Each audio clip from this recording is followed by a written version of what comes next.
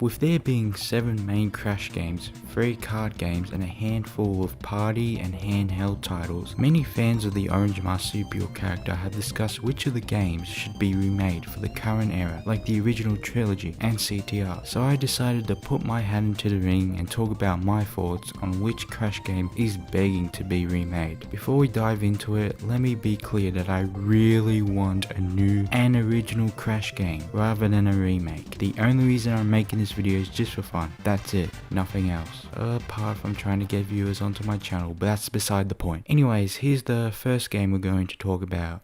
Oh, okay, who really wants Crash Bash to be remade? Like, honestly, it's way too short to be played nowadays, the minigames are bland as hell, and the replay value is non-existent. The only argument I could come up with to support the idea of remaking it is it's the Crash game that came after CTR, meaning that in a timeline sense, it's the next game in line to get a remake. But dude, Enter the Dragonflight came after the Spyro trilogy. Do you really think anyone would want to see that game be remade? Next up is Wrath of Cortex, and I don't think this game should be remade. There's a lot of good elements to it, don't get me wrong, such as the ball levels, the final boss, the story to an extent, and the most noteworthy one, Crunch. However, the main problem with the game is that the order of the levels are a mess. Like, what kind of platforming game starts off with an ice level? An ice level. The boss fights minus the final one are pretty boring, the plane levels suck, the water levels are absolutely atrocious, and the treatment of the most iconic Crash bosses is just disrespectful. The GBA, iOS and Android Crash games can all fit into one category because with these, there's really no point in remaking them, specifically the iOS and Android games. However, I can definitely see the GBA games working in a remaster as like a mobile game or just a simple digital game that can go for $10 or something. Twinsanity, on the other hand, needs to be remade. Now this is mainly due to the fact that I have nostalgia for this game since it was the first Crash game I played. Putting that aside, if this game gets remade, it would be the best Crash game ever. All the problems I and many others have with it is that the bugs and glitches are aplenty. That and Evil Crash being the most unnecessary character that has ever been introduced to the series, and collecting the gems is worthless because you can only unlock concept art, which is accessible online already, so what's the point? But if those issues were completely wiped out, as well as adding in the ideas that were originally going to be in the game but were removed due to time constraints, this game will be amazing. And hey, there is hope, because the original developer of Crash Twinsanity actually sent a letter to Vicarious Visions to give them a tick of approval if Crash Twinsanity did get remade for the current generation. Too bad he sent that when the Insane trilogy came out, so don't keep your hopes up. For this part, I'm going to discuss Crash of the Titans and Mind Over Mutant into one category, since my opinion for one is the same for the other,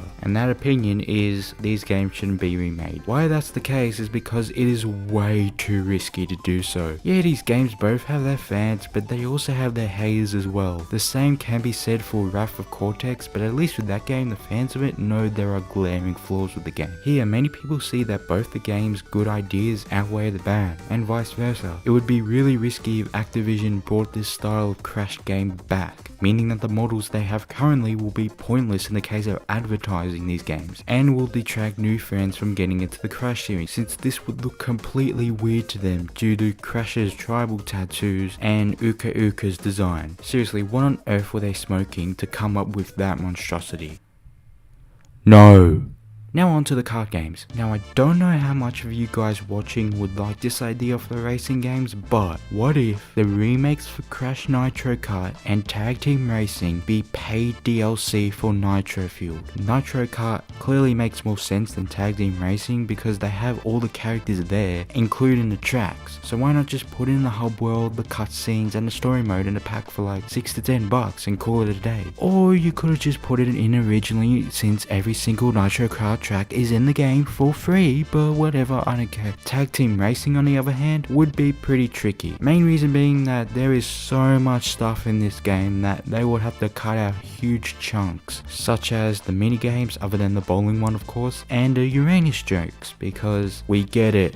Uranus sounds like your anus. Do we need to know the hilarity of it, over and over again? Before you ask, I don't think that making it as an individual game would work, since Nitro Field is a love letter to the whole Crash Racing series, plus it has most of Tag Team Racing's cast in it, so putting the campaign of Tag Team Racing into Nitro Field would be a no-brainer. Anyways, it's possible to be made, just will take a while due to there being platforming sections and them having to redo the tracks completely, because in my personal opinion, the tracks suck when compared to CTR's and Nitro Kart's ones. Once that's all done, put a $20 price tag on that sucker or higher and call it another day.